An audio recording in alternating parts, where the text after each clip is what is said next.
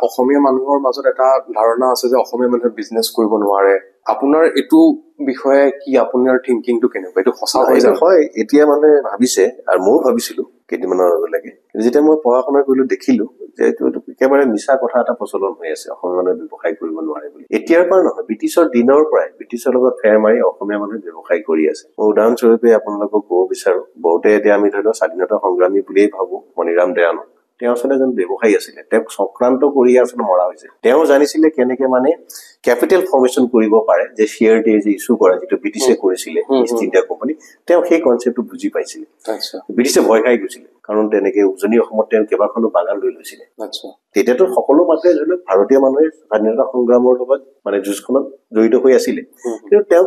চক্ৰান্তমূলকভাৱে আচলতে তেওঁ যে ব্যৱসায়ীটো যাতে তেওঁ আগবঢ়াব নোৱাৰে সেইকাৰণে কিছুমান দুখ জাপি দি তেওঁ আচলতে ফাঁচি দিলে মেইন কথাটো আছিলে সেইটো